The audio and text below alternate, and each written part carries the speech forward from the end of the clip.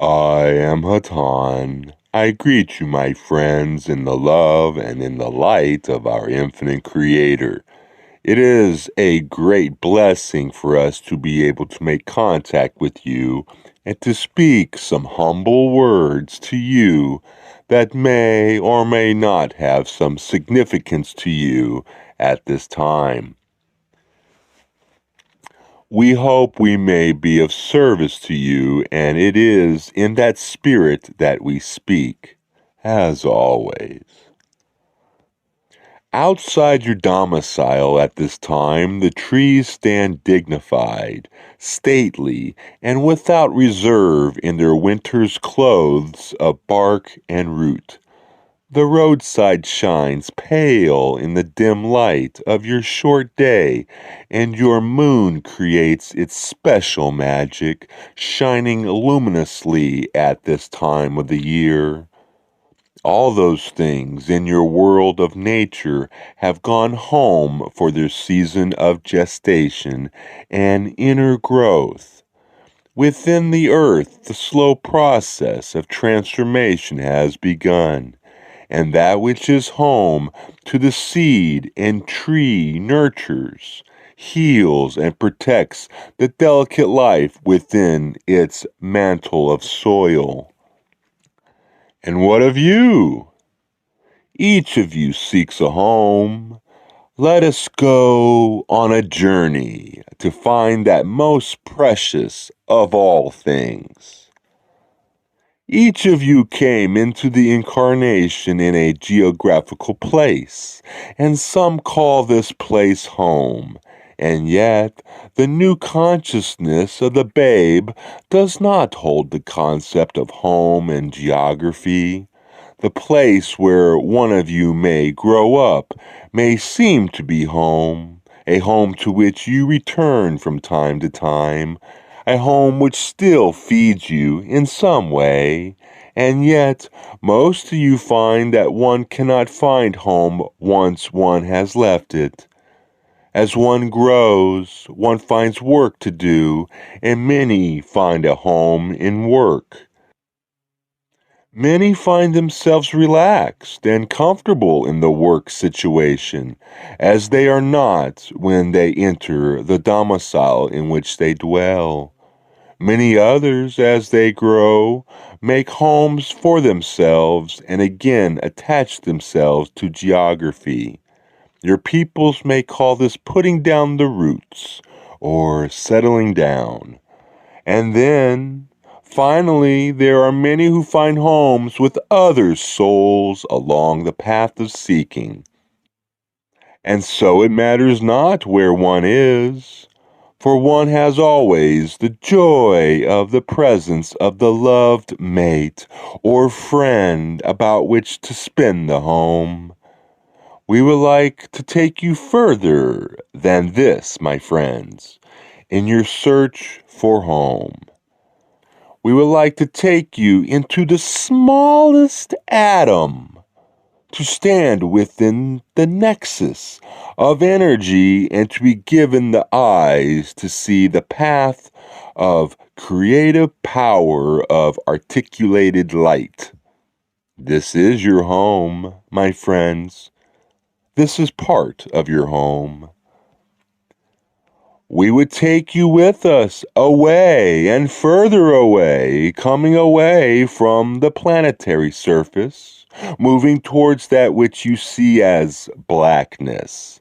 And as you move into what you call outer space and gaze back upon your beautiful planet, yours is now the larger view. You are a citizen of all that there is. And lest you think that geography has any lingering contact with home, let us bring you with us and fling ourselves all into unimaginable reaches of space and time, further than the largest of your telescopes can see, beyond the range of any human experience. You may fall into a planet of fire, and yet that is home. You may come upon a planet of ice as cold as absolute zero, and that is your home, your hospitable and welcoming home. Now let us come back slowly so that you may see first your solar system and then the beauty of your planet. Let us walk among the streets of your cities and look into the faces of your people. Look into the eyes of the man who is poor, and you see the light of home. Gaze into the eyes of a couple in love, and you are still home. Exchange glances with one who rapes and murders and lives a dark life. You are still home, for you are a citizen of the creation. You are part and parcel of everything that there is. What must needs be stripped away from the concept of home is all concept of physicality. For home is that which is invisible to the physical eye and unknowable to the physical apparatus. Your metaphysical home is a thing of mystery and omnipotence. You cannot leave home. There is no home to find. All places are familiar in all souls, a part of you. How then can you shape your mind to ignore all of those rational and sensible signals of experience which inform you of a chauvinistic love for geography, political ideology, or any of the other reasons you may choose a physical home? We cannot see for you, and yet the silent ear and the closed eye hears and sees impeccably. Have you allowed your eyes to see and your ears to hear this day? This day that is filled with all the joy that the word home suggests. We ask you to realize that which is native to you, that which is part of you, that which is part of your life plan as devised by your higher self and offered as a feast for you, will come to you and will be your physical home. You may be fortunate in your geography, in your choice of mates, in your choice of professions, or in any of those ways which may make you find a identity or home. And yet, until you look for a home, for that in you which is eternal, that in which is most precious, and that in which partakes of the mystery of the one infinite Creator, you have not begun seeking your true home, nor have you earned your citizenship in the creation. And why should you look for a home that is so abstruse?